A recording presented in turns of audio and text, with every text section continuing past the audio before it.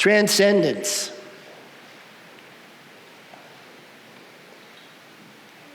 Many of us have experienced that, what that feels like, usually at a meditation retreat, if we've lived in a monastery for a while, a Joe Dispenza weekend.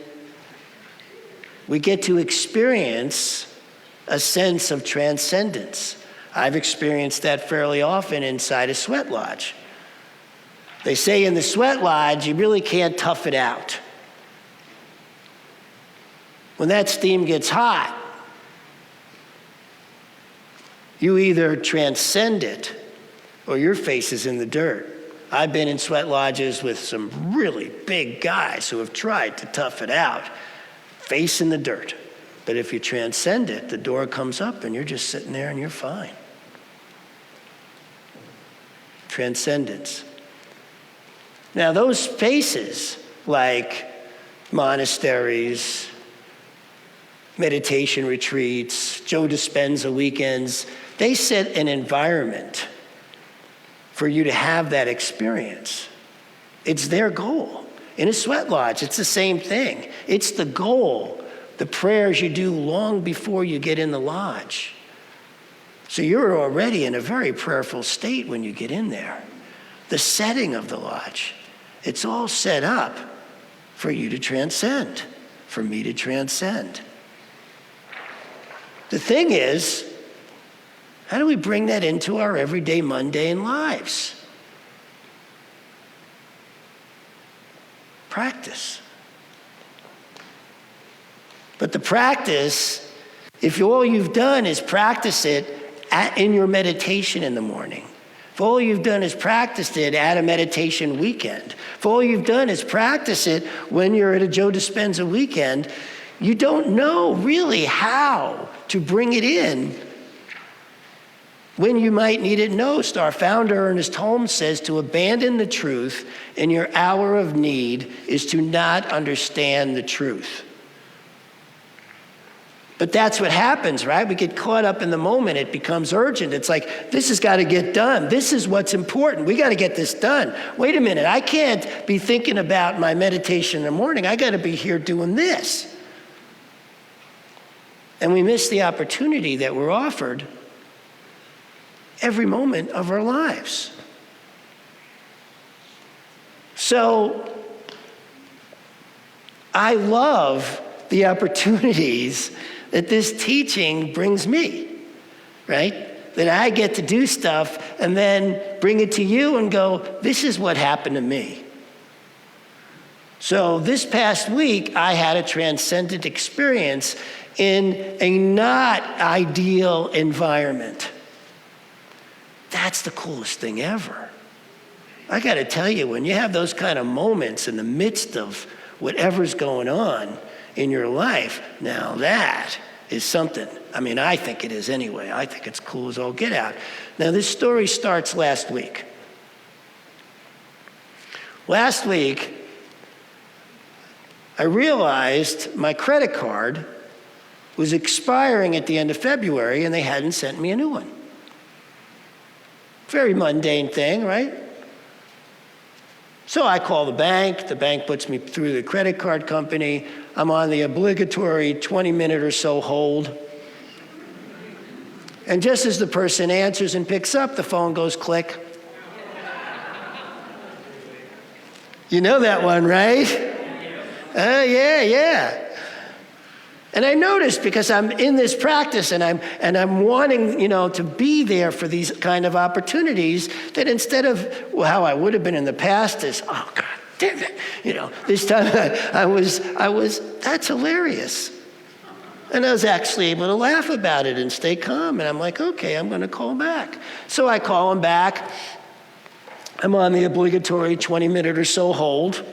Finally get through to somebody and explain to them what happened, how I pay my bill on time, I keep a low balance, but I haven't received my new card. And the person says, well, there's a note here not to reissue a new card. And I asked, why? And she looked that up for a few minutes and she goes, oh, and then click.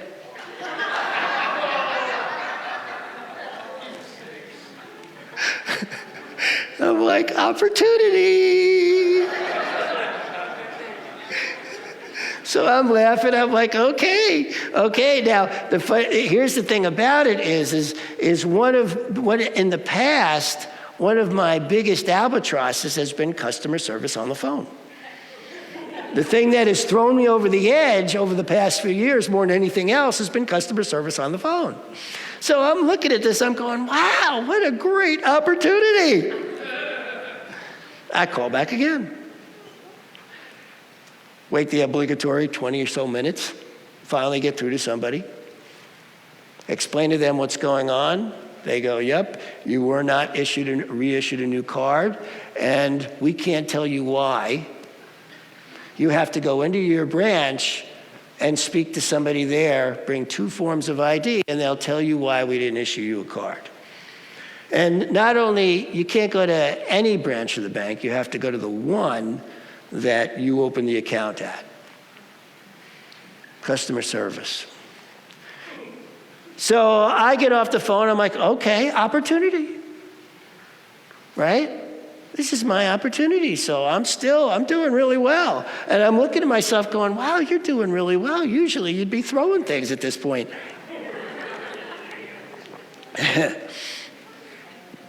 And so I was like enjoying the fact I was doing really well. And I got it, and it turns out you have to go make the appointment through the website, so I go to the website. And the appointment was for this past Tuesday. This past Tuesday was my Transcendent event.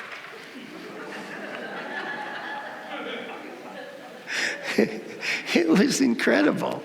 I mean, I know this is going to not sound incredible, but for me, it was really incredible. So I couldn't wait to share this with you guys, seriously. I go in for my appointment. This guy pulls me into his office, a customer service guy, sits me down. I explain to him the situation, and he says, I'm sorry, I can't help you. He says, the credit card department won't tell me anything about your account. I'm just a banker here. We handle your savings and checking account. We don't handle your credit card account. You have to speak to them. And so I'm sitting there thinking, opportunity. And I decided to really use it as an opportunity. And I started imagining that him and I were sitting inside a sweat lodge. You know, we talk a lot about how every moment is a sacred moment. But when you're in those kinds of situations, it's hard to remember that unless you remember that. Unless you go, this is a sacred moment. Let me make this a sacred moment. And so I started visualizing us sitting in a sweat lodge. And I have been in a sweat lodge. By the way, if you ever get a chance to sweat with the Navajo tribe, don't do it. They're nuts. Now, they warned me in advance. They did warn me in advance. They said, if you come into this lodge, we don't come out until the rocks are cold. And it got so hot in there that my skin began to blister. You can't beat that. You have to transcend it. You have to, right? So I'm sitting there thinking, I'm in the heat. I've gone through that sweat lodge. I can be with this. I can be with this. And so I'm sitting there imagining us inside the sweat lodge. This is the heat. And I got into such a high state that it was really easy to hear my soul's intention, the thing I'll be teaching about in that class, where it said, he's going to help you. Now, it could have said, time to get up and go. I would have done it. I would have said, thank you, got up and left. It could have, because I've gotten to the point where whatever that voice says, that's it. I have certainty around it. I do it. And it said, he's going to help you. So now I had certainty around he was going to help me. Didn't know how that was going to turn out, but he was going to help me. So I sat there, and really now I'm like in that prayerful place. not yet transcended, but definitely in that prayerful place. And I explained to him how they had told me when I called the department that they couldn't help me, that he was going to help me, and that I'm asking for his help. And he goes, well, what do you want me to do? Call them up and talk to them for you? And I said, yes. And he said, no. He said, I cannot help you. And the voice said again, he's going to help you. So I sat there, staying prayerful, feeling myself actually beginning to rise above the heat that I could start feeling in the room was happening. And I asked him again, I said, please help me. If you would just call them, I'm sure they'll tell you the information that we need for here. And he got mad. Now he's yelling at me. Customer service guy at the bank is now yelling at me. You don't understand. You don't know how this bank works. They will not tell me. You have to call them directly. I'm sitting there and I'm going, wow, feel that heat. This is it. This is it. And it was at that moment that I felt myself transcended, just like in a lodge, just like when I meditate. I was now in a transcendent state, sitting across an angry individual. The heat of the fire. This is the mundane. This is the real world. This isn't out in the woods with the buffalo, bison. This is right here at the bank. And so I said to him, what I understand is, and I'm really talking even softer now as he's getting louder. What I understand is that you work for the bank, so you know how they work, and I don't. So I'm really just need your help here.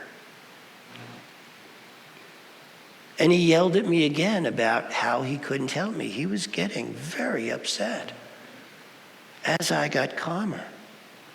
And I'm sitting there, just looking at him, just being in that space. And all of a sudden he goes, fine, picks up the phone and calls.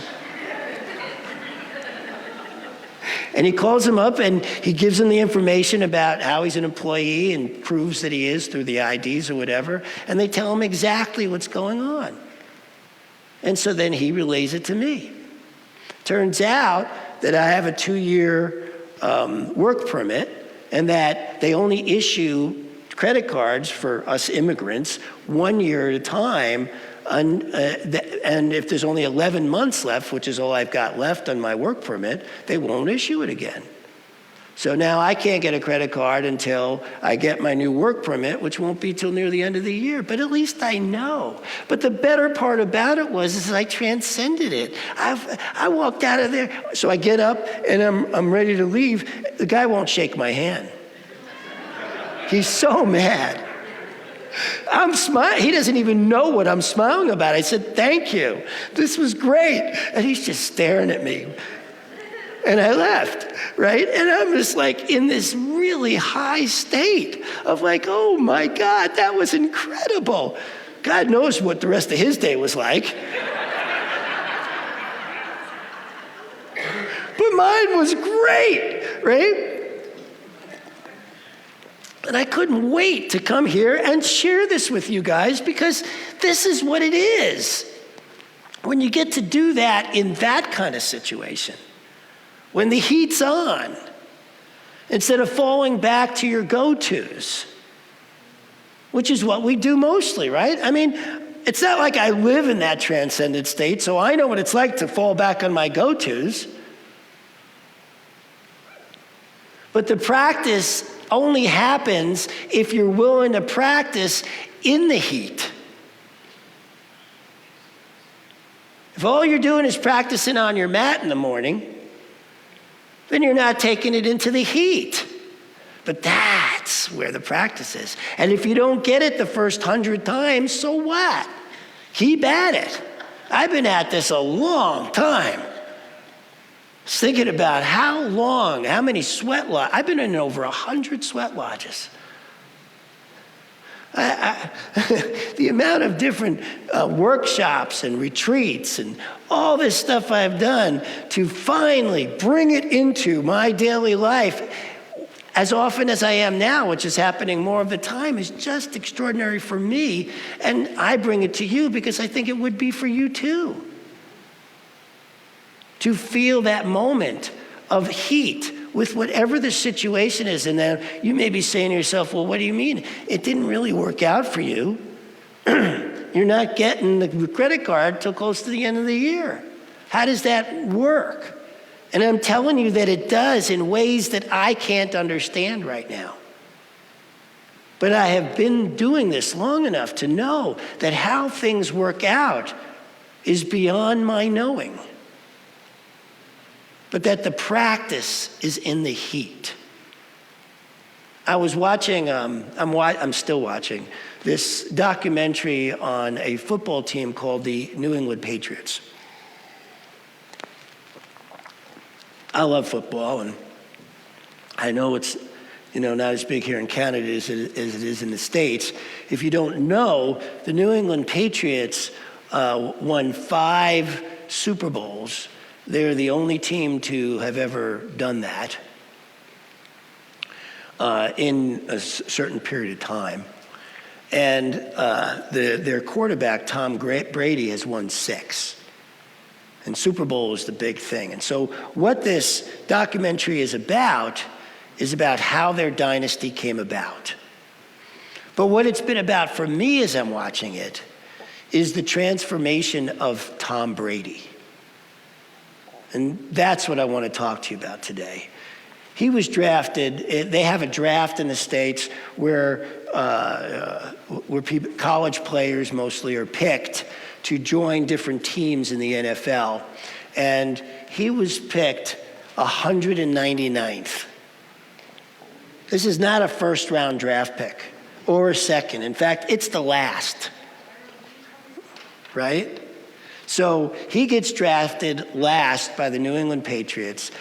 New England Patriots have just signed a $100 million contract with the quarterback that they had, Drew Bledsoe at the time. And in the first year Tom Brady's on the team, Drew Bledsoe gets injured.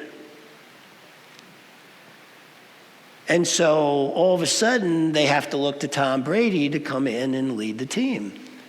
And so the coach, Bill Belichick, what he did is he told the team, I want you to give this guy the hardest time possible.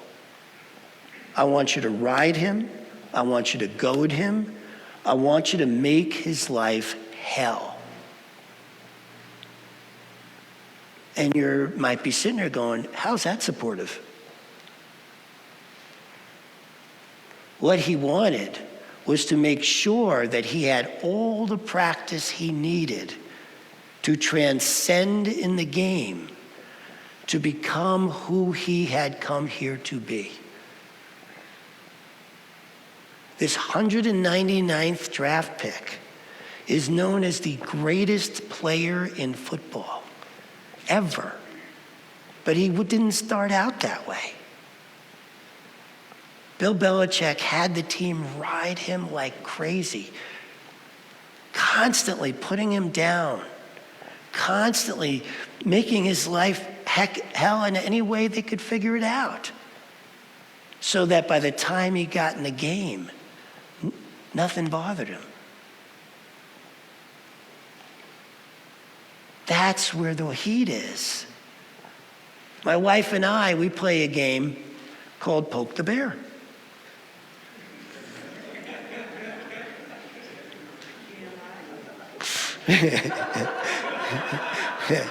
And so what we do is when there's an opportunity to catch the other person off guard, we'll do something to throw them. And then if they are thrown, The other person will say, how enlightened are you now?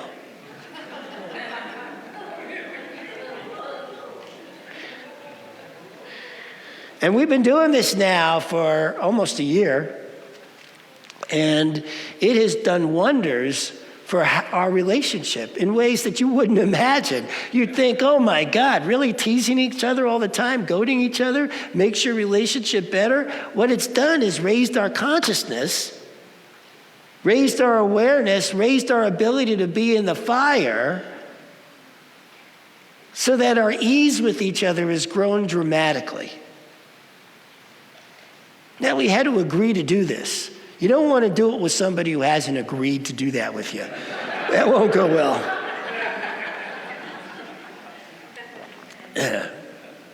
So we had an agreement around that.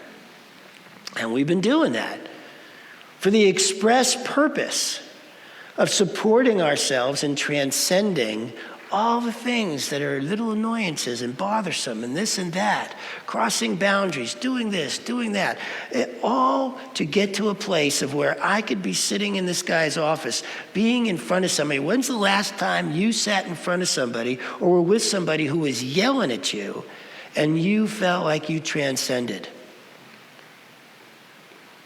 I'll tell you, it's an extraordinary feeling. Yes, it is. It's what's possible. It's what's possible for all of us. Now, I'm still working on it. I'm loving the results of it. And I offer that to each and every one of you as a possibility. That if you are willing to practice, bring that what you do on your mat into those situations. Remember Dr. Holmes' comment of if you abandoning the truth in your hour of need is to not understand the truth. The truth will set you free. It does. It's not just some cliche statement. Transcendence is not just something for the mat or for the retreat. It can be an everyday occurrence. It's an event that can rise us up in the midst of the worst of circumstances. Same thing happened to me when I was in the hospital last July, when the doctor said, you're probably not going to live through the day. I was transcended then. So yeah, the bank thing, that was annoying, but I also did it when they're telling me I'm dying. Now, obviously, they were wrong.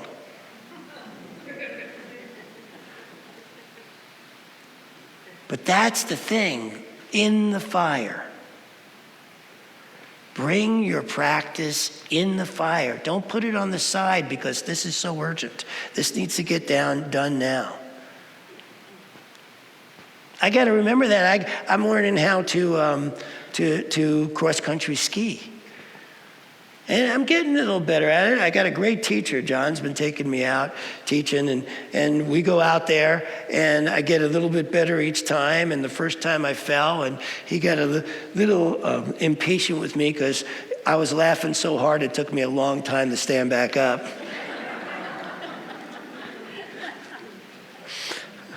But we get out there, and it was real icy the last time we were out there, and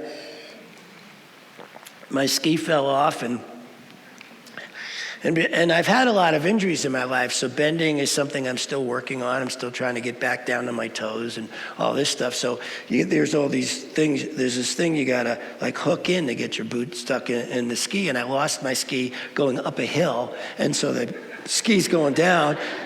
I go back down and I get it, and I'm standing there and I'm trying to figure out how to get it back on, and John's watching me, and afterwards he goes, and I'm trying to use, and there's this piece you got to push down. And I'm trying to use the point on my pole, thank you, to get it down. And John afterwards goes, you know, if you turned it over, that handle part had been a lot easier. And I thought to myself, that's great. That's out of the box thinking. I didn't get mad at myself for not thinking about that. I just cracked up laughing. I said, that's great.